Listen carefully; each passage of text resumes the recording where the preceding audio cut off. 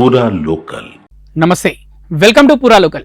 YCP అధ్యక్షుడు మాజీ CM Jaganmohan Reddy తన పబ్లిసిటీ స్టంట్ల కోసం ప్రజల ప్రాణాలు గాల్లో కలుపుతున్నారని, ప్రజల్లో తనకు ఆదరణ ఉందని చూపించుకోవటం కోసం అమాయక ప్రజల ప్రాణాలు తీసేందుకు కూడా వెనుకాడటం లేదని పల్నాడు జిల్లా ఇన్ఛార్జ్ మంత్రి గొట్టిపాటి రవికుమార్ తీవ్ర స్థాయిలో విమర్శించారు.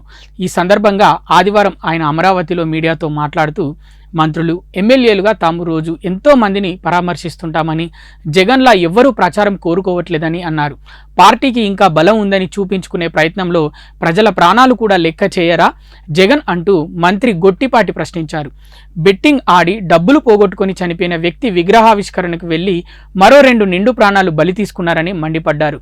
జగన్ కాన్వాయ్ ఢీకొన్న వెంటనే సింగయ్యను ఆసుపత్రికి తరలించి ఉంటే అతని ప్రాణం నిలబడేదని అన్నారు. రోడ్డు పక్కన వెళ్తూ ప్రమాదవశాత్తు ఎవరైనా పడిపోతేనే అంబులెన్స్కి ఫోన్ చేసి ఆసుపత్రికి తరలిస్తుంటామని, అలాంటిది సొంత పార్టీ కార్యకర్త సింగయ్యను కారుతో ఢీకొట్టడమే కాకుండా రోడ్డు పక్కకు ఈడ్చేసి వెళ్లిపోవడం మానవత్వం లేకపోవటమేనని మంత్రి విమర్శించారు. చేసిన పనికి కనీసం పశ్చాత్తాపం కూడా లేదని మండిపడ్డారు.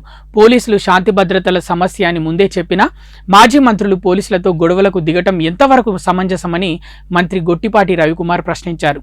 సింగయ్య మృతికి జగనే పూర్తి బాధ్యత వహించాలని మంత్రి గొట్టిపాటి డిమాండ్ చేశారు. ఆయన కాన్వాయ్లోని వాహనం ఢీకొని సింగయ్య తీవ్ర గాయాలై కొన ఊపిరితో కొట్టుమిట్టాడుతున్న వైసీపీ నేతలెవరూ ఆయనను ఆసుపత్రికి తీసుకెళ్లకుండా రోడ్డు పక్కనే వదిలేశారని, వారంతా మానవత్వం మరిచిపోయారని తీవ్ర స్థాయిలో విమర్శించారు.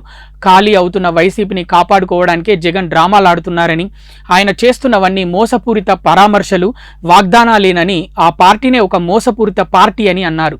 జగన్ రాజకీయాల్లో కొనసాగేందుకు అనర్హుడని మంత్రి గొట్టిపాటి రవికుమార్ అన్నారు.